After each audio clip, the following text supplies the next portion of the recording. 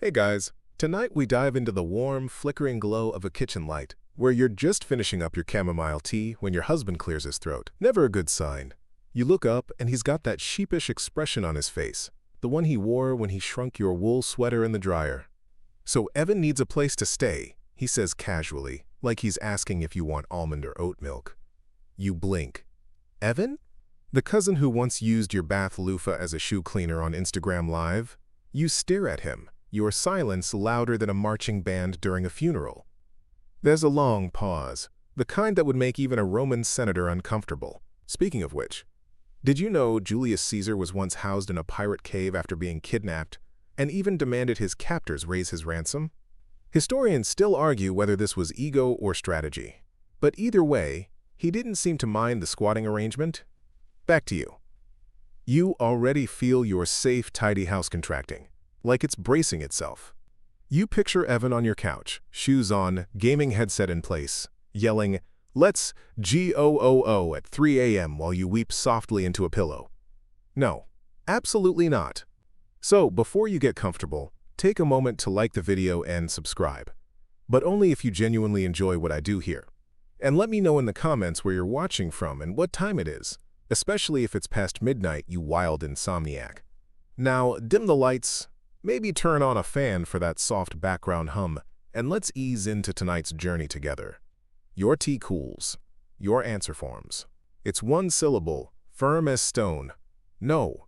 You expect a bit of grumbling, maybe some gentle guilt-tripping. What you don't expect is your husband's silence, his eyes shifting to the floor like a student caught cheating on a pop quiz. He mutters something about family, about just for a little while, and you can practically hear the historical echoes of similar arguments rippling through time. You remember learning how, during the Black Death, entire households were forced to take in relatives to care for them, often leading to more death. Comforting, but Evan isn't bringing the plague, just his PS5 and a general disregard for personal hygiene. You stand firm. You explain, calmly, because this is still your bedtime routine, that you've worked hard to build your space, your peace. That living with someone is more than giving up a guest bed. It's giving up quiet mornings, clean kitchens, your favorite throw blanket that will mysteriously disappear. Historians still argue whether the real fall of the Roman Empire was due to political instability or just general overcrowding and bad housemates. You lean toward the latter. And then the real twist. Your husband says, "Fine, I'll tell him." It's not relief that washes over you, it's suspicion. That word "fine" has ended more peace treaties than it started. You feel a chill, and not the good kind that comes with fresh bedsheets. It's the kind that says, "This is far from over." Oh, and fun fact. In 17th century Japan, it was considered deeply rude to refuse a guest lodging, no matter how inconvenient. There was even a word for such visitors. Keisha, literally, demon guests. You're pretty sure Evan fits the bill. 3 days pass. No cousin. No new shoes in the hallway. No beard hairs in the sink. You think maybe, just maybe, your husband followed through. Then, on a Thursday evening, while you're elbow deep in a lasagna tray, you hear the unmistakable clunk of a suitcase on the front porch. Not a knock, not a text, just the sacred thud of uninvited permanence. You open the door, and there he is, Evan, bag in one hand, Bluetooth speaker in the other, blasting something that sounds like if a chainsaw tried to rap. Your husband trails behind him sheepishly, not unlike Benedict Arnold walking into camp after switching sides. You blink. You blink again. "Hey!" Evan grins. "Where's my room?" The audacity is so thick you could cut it with a butter knife. "And serve it cold." Your jaw clenches. Your voice goes full flight attendant polite. "You weren't supposed to be staying here." "Oh, didn't he tell you?" Evan jerks a thumb at your husband, who suddenly finds your potted fern incredibly interesting. It's just temporary. Historians still argue whether Marie Antoinette's legendary let-them-eat-cake moment was apathy or political sabotage. In this moment, you feel both. Only replace cake with your sanity. Oh, and quirky fact. Ancient Romans used to hang signs over their doors declaring how many guests were allowed. It was called hospitium limitatius. You consider getting one, maybe with blinking neon lights. The lasagna bubbles angrily in the oven. You feel much the same. You try to hold it together. You really do. But by the time dinner rolls around, Evan's already helped himself to your leftovers, commandeered the TV with a, "Yo, anyone watch Chainsaw Shark 7 yet?" and left muddy footprints straight across your vintage rug, the one you saved for 5 months to buy. Your husband, meanwhile, is playing peacemaker. He says things like, "Just give him a few days, and he's family, and the ultimate betrayal, don't make this a big deal." Right. Because it's totally not a big deal to have a grown man treat your home like a frat house Airbnb with no checkout date. You lay awake that night, staring at the ceiling, listening to Evan snoring through the paper-thin walls. It's a snore that could register on the Richter scale. You consider Googling, "Can stress cause houseplants to die?" because your monstera is visibly wilting and you're not far behind. Fun historical fact. In 17th century France, women who felt overwhelmed by domestic chaos were prescribed rest cures, usually a month in a quiet cottage with no responsibilities. Historians still debate whether it was progressive or just an elegant way to get women out of the way. Either way, you want in. And here's a tidbit for your growing arsenal of what even is my life. In ancient Japan, samurai wives were trained to defend the home in their husband's absence, sometimes using naginata, those terrifying polearms with blades at the end. You don't have a naginata, but you do have a rolling pin, and you're definitely thinking about it, because while Evan may think he's harmless, you know better. Disrespect doesn't always slam doors or yell. It seeps, quiet, sticky, like molasses in your tea. It's Sunday morning when you find your favorite mug chipped, sitting in the sink beside a sticky ring of half-eaten cereal. Evan's trail of chaos now includes your belongings, sacred, personal objects that no one else touches. That mug? It survived 2 moves and 1 existential crisis. It did not survive Evan. You confront your husband, calmly at first, but your voice wobbles in a way it hasn't before. He says, "It's just a mug." And maybe it is. But to you, it's also the sound of your boundaries crumbling. Here's something wild. In Victorian England, entire novels were written about women being driven mad by domestic disrespect. Charlotte Perkins Gilman's The Yellow Wallpaper is practically your memoir now. Historians still argue whether it was an allegory for postpartum depression or a critique of patriarchy. Maybe it was both. Maybe that's you.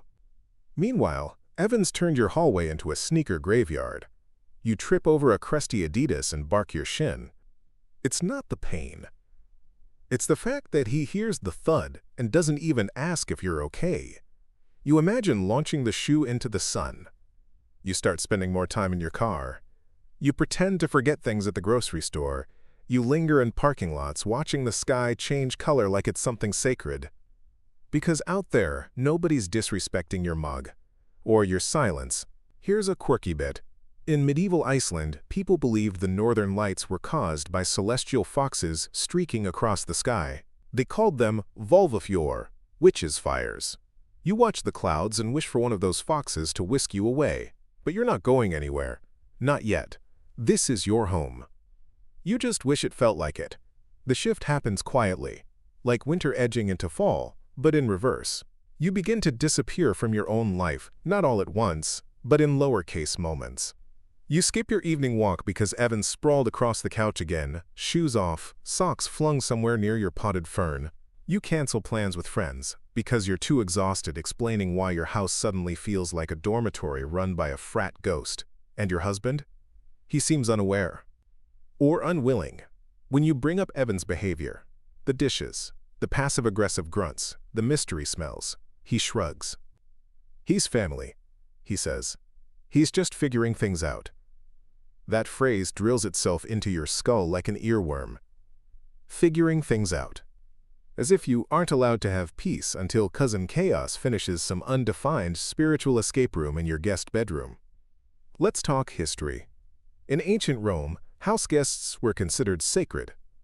The concept of hospitium meant that guests were divinely protected, and mistreating them was considered a crime against the gods. But even Jupiter would have kicked Evan out after the whole eating someone's leftovers and denying it episode. Historians still debate the extent to which Roman hospitality was weaponized to assert dominance over rivals, hosting as subtle conquest. You're beginning to think Evan read that part of history and took notes. Then comes the incident with your journal. Your private, spiral-bound therapist. One day it's missing. 3 days later, it's back on your nightstand. But something's off. The pages feel violated. Words you know you didn't underline are now marked. You don't say anything, but your spine buzzes like a tuning fork left in a thunderstorm.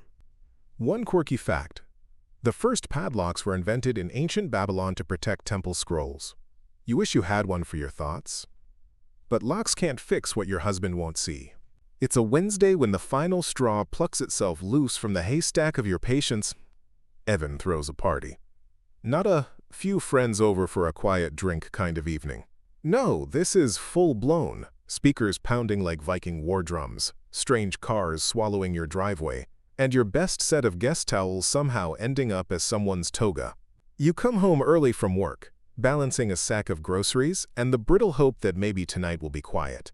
Instead, you open the door to a cloud of weed, EDM, and someone shouting in a British accent that's definitely fake. Evan's on the kitchen counter pouring something neon into a blender. He sees you and yells, "It's a vibe!" You don't scream. You don't throw the groceries or dramatically storm out. You simply turn around and walk out the front door, because even Marie Antoinette would have said, "Yeah, no, that's enough chaos for one chateau." Mainstream history tells us that the French Revolution began over bread shortages and class rage, but historians still argue whether Marie ever actually said, "Let them eat cake." Regardless, tonight you get why a mob might decide enough was enough. Outside, in the quiet of your car, you breathe. Deeply, like someone trying to find air underwater. You call your husband. No answer. You text him, "We need to talk. I'm not coming home until Evan is gone." You don't go to your mom's or a friend's. Instead, you check into a nearby Airbnb, a cozy little attic apartment with blackout curtains and, miracle of miracles, silence. Quirky detail: Napoleon was once exiled to Elba with 600 of his men. You feel like you've exiled yourself, but all you want is one night of peace. Frustration spills over. After another night of Evan's unruly antics echoing through your silent, rented haven, you sit at your laptop, dim light casting shadows over your weary face. You type out an anonymous post on Reddit, a raw, unfiltered rant about how your home has become an unintentional cohabitation experiment. You detail every infuriating moment: the missing mug, the rogue sock, the unapproved hummus theft. You even dare to add, "I'm basically living in a live-action meme." Within minutes, your screen bursts into a cascade of notifications. Strangers from every corner of the internet begin to weigh in with advice, witty memes, and personal confessions that make you feel less alone in this absurd saga. One comment reads, "I feel your pain. Ever considered putting up a neon sign for no cousins allowed?" And you snort unexpectedly at its brilliance. Another user, calling themselves Mystic Mango, claims to be a psychic and insists they can see your future. They predict that this chaos will lead to a pivotal showdown very soon. Eerily spot on, you think, as if history itself has a sense of irony. As you scroll, you're reminded of how during the Renaissance, figures like Leonardo da Vinci balanced humor with tragedy, an artist who painted with both joy and despair. Historians still argue whether his light-hearted sketches concealed profound truths or were simply eccentric diversions. Meanwhile, you marvel at the quirky digital age. Advice from anonymous keyboards, emojis replacing empathetic nods, and the uncanny ability of strangers to piece together chaos into narratives that almost make sense. Your heart thumps, not with anger now, but a curious mix of hope and dread. The internet, in its chaotic wisdom, might just hold a sliver of truth for you. The post goes viral overnight. You wake up to a vibrating phone and an inbox stuffed with messages, some sympathetic, some unhinged, but many echoing the same thought: you are not wrong. Strangers validate you in a way your husband hasn't. Some recount eerily similar cousin-in-law nightmares.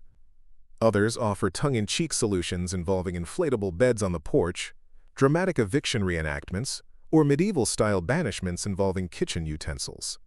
You laugh harder than you have in weeks. Even weirder, a YouTuber with a modest following turns your Reddit post into a dramatic reading. Complete with ambient music and stock footage of angry cats and awkward dinners, it gains traction. Someone tags you, and when you click the link, hearing your words read back in a silky narration, it hits you.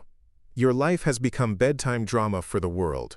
You take a beat to remember how even Queen Victoria had to tolerate an entire royal court of annoying relatives.